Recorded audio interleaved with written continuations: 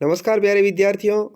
कल यानी 21 दिसंबर को होने वाला आपके संस्कृत का पेपर अर्धवार्षिक परीक्षा 2024-25 के अंदर विषय संस्कृत का जो पेपर होने वाला कक्षा 9 का बहुत ही इंपॉर्टेंट होने वाला है आप सभी के लिए और 70 नंबर का ये पेपर होगा। तो किस तरीके का पेपर का पैटर्न रहेगा और पेपर के अंदर आप कैसे अच्छे से अच्छे नंबर प्राप्त कर सकते हैं, इसके लिए मैं आपके लिए ये मोस्ट इंपॉर्टेंट पेपर लेकर के आया हूँ, जिसका मैं पूर्ण सॉल्यूशन आपको करवाऊंगा।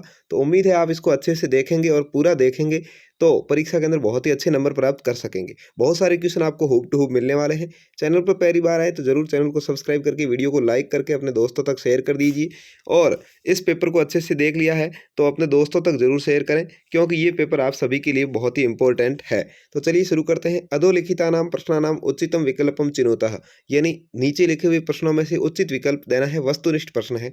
पहला है काकस्य प्रसाद कुत्र आसीत, यानी कौवे का महल कहाँ था, नगरे वने ग्रामे या वृक्षस्य ऊपरी। तो सही उत्तर होगा वृक्षस्य ऊपरी, यानी वृक्ष के ऊपर था। आपको द सही उत्तर लिखना है।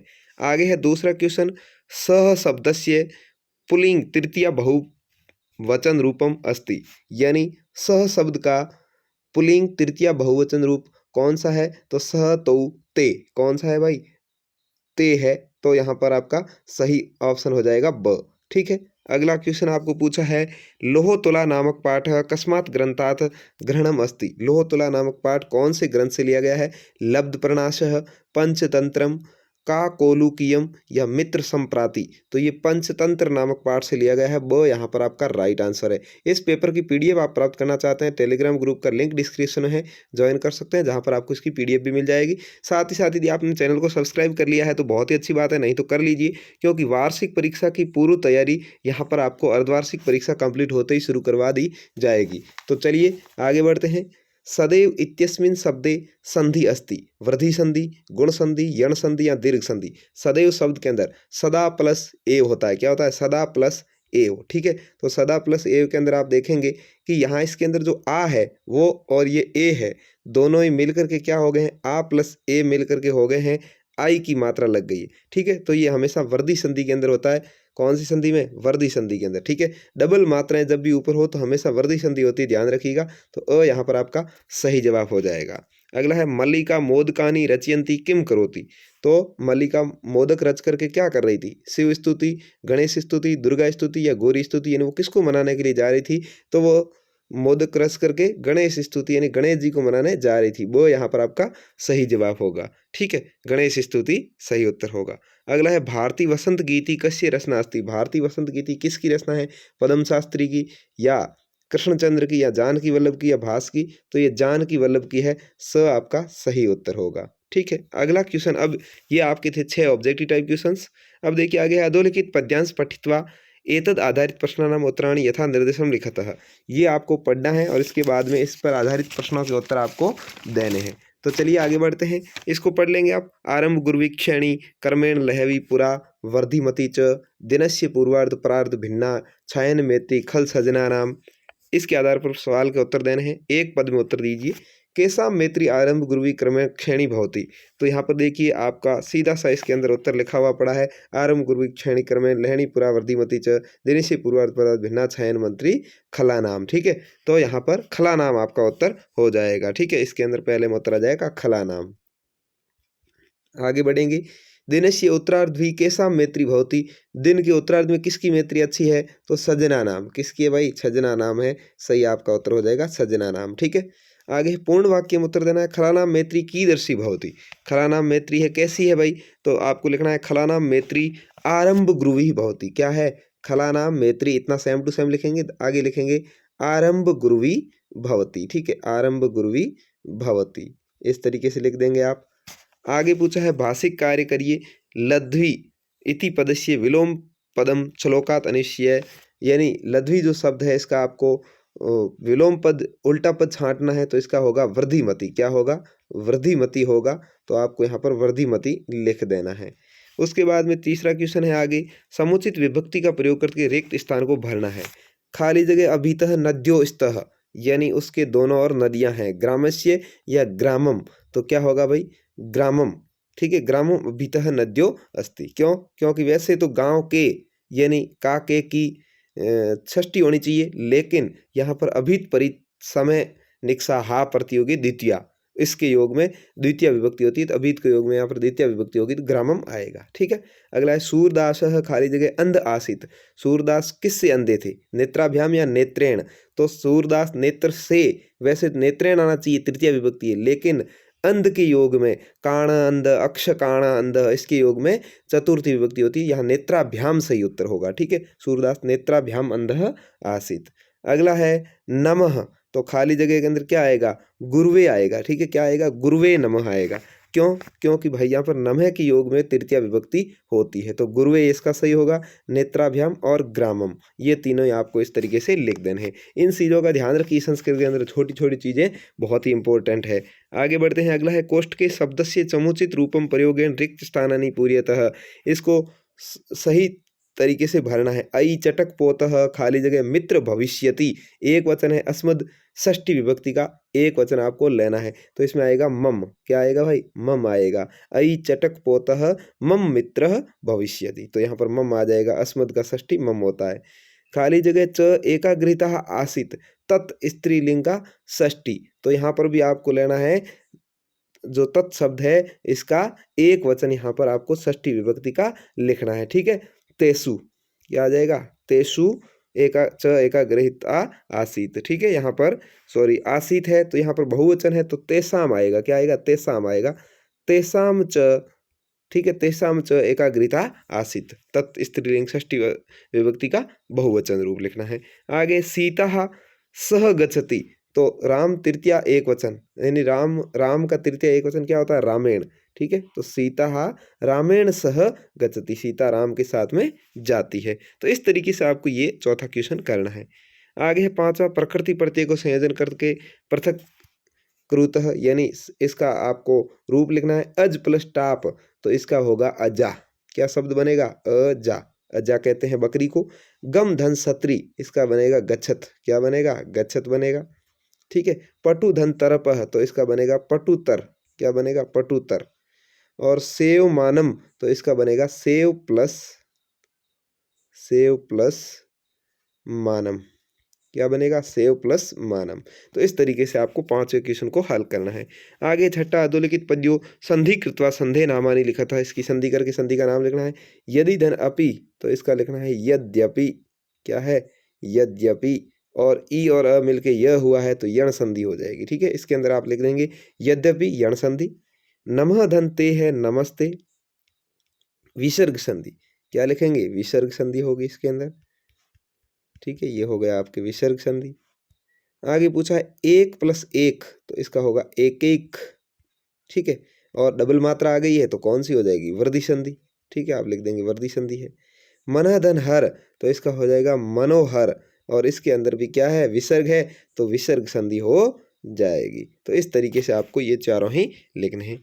तो उसके बाद आगे बढ़ते हैं, अधोलिखित संख्या संस्कृत शब्देशु लिखा था।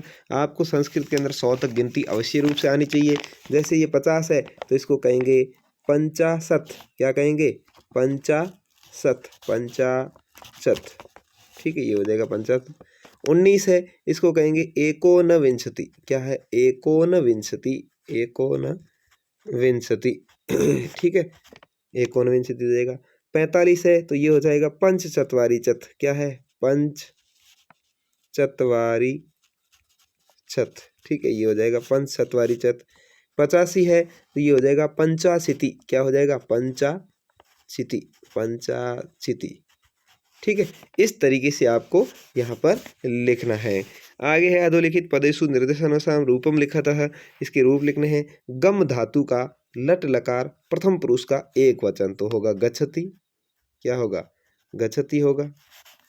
लब धातु लट लकार प्रथम पुरुष बहुवचन लभंती। ठीक है, क्या हो जाएगा, लभंती हो जाएगा। लब धातु है लभंती। ठीक है, दृष्ट धातु लट लकार प्रथम पुरुष का द्विवचन दृष्टतः। क्या हो जाएगा, दृष्टतः, ये हो जाएगा। ठीक है, इस तरीके से तीनों ही लिख देंगे। आगे नवा क्वेश्चन, अधोलिखित पदेषु शब्द रूपाणी लिखतः, शब्द रूप लिखने हैं। राम का पंचमी विभक्ति एक वचन, तो रामात। ठीक है, ये आपको याद होने चाहिए। साधु चतुर्थी विभक्ति एक वचन का साध्वे। ठीक है, फलम द्वितीय विभक्ति बहुवचन का फलानी। क्या हो जाएगा, फलानी हो जाएगा। ठीक है, तो इस तरीके से ये 9वां क्वेश्चन आपको करना है। आगे अधोलिखित पद्यांश से सप्रसंग हिंदी भाषायाम अनुवाद करोतः आपको प्रियम वाक्य प्रदानेन सर्वे तुष्यन्ति जन्तवः तस्मात् तदेव वक्तव्यम वचने का दरिद्रता इसका या वहति मंदम समीरे समीरे कालिंदात्मजाया सवानी तीर तीरे नताम पंक्ति मालोक्यम मधुमाधवनी नाम, इन दोनों में से किसी एक का हिंदी में अनुवाद लिखना है। तो प्रिय वाक्य बोलने से सभी जंतु संतुष्ट होते हैं, तो हमें हमेशा प्रिय वचन बोलने में कोई कंजूसी नहीं करनी चाहिए। इस तरीके से आपको अनुवाद लिखना है। 11वां रेखांकित पदम आद्वितीय प्रश्न निर्माणम कुरुतः, दिया हुआ है उससे प्रश्न निर्माण करना है। वृत्ततः क्षीण हतः भवति, तो वृत्ततः है अंडरलाइन किया हुआ है, आपको इस वृत्ततः की जगह कह करना है। क्या करना है? कह, क क्षीण हतः भवति, ठीक है। वृत्ततः को हटा कर कह करके पीछे क्वेश्चन मार्क लगा देंगे, ठीक है। तुला मूस्के अक्षितम, तो आपको लिखना है तुला मूस्के की जगह लिखना है कई अक्षतः अक्षितम, ठीक है, और पीछे क्वेश्चन मार्क। आत्मना प्रतिकूलानि परेशान न चमाचरे, तो आत्मना प्रतिकूलानि की जगह आपको लिखना है कानी, ठीक है, कानी परेशान न चमाचरेत और पीछे क्वेश्चन मार्क। तो इस तरीके से ये हो जाएगा। आगे बढ़ते हैं। अधोलिखित वाक्यानि क्रम रहितानि यथा क्रम संयोजनम, यहाँ पर क्रम रहित है, इसको आपको क्रम से लिखना है। तो इसको सही अच्छे से पढ़ेंगे आपको तो अच्छे से समझ में आ जाएगा कि पहले नंबर पर आएगा एकः काकः, एकः पिपासित काकः आशित। 2 नंबर पर आएगा स वने एकम घटम अपचित, उसने वन में एक घड़ा देखा। 3 नंबर पर आएगा जलम पीत्वा काकः ततः अगच्छतः, जलम पीने के लिए काक कुआं वहाँ आया। चौथे नंबर पे आप देखोगे मिलेगा घटे जलम अल्पम आसीत, घड़े में जल कम था। 5वें नंबर पे तस्य मस्तके एक विचार समागत, उसके मन में एक विचार आया। और 6 नंबर पे स पाषाणम खंडानी घटे अक्षित पतम जलम च ऊपरी आगच्छत, उसने घड़े में पत्थर डाले जिससे कि जल ऊपर आ गया। तो इस तरीके से आपको क्रम वाइज लिख देना है, ठीक है। ये क्रम है, आप आराम से देख लीजिए। आगे बढ़ते हैं। सौ पाठ्य पक्ष का 2 श्लोको लिखतो यौ अस्मिन प्रश्न पत्रे न स्यात्, जो आपके प्रश्न पत्र में नहीं हो वो 2 श्लोक आपको लिखने हैं, ठीक है। अपने इस पेपर में नहीं आए हुए वो, ठीक है, 2 लिख देंगे अपनी किताब में से।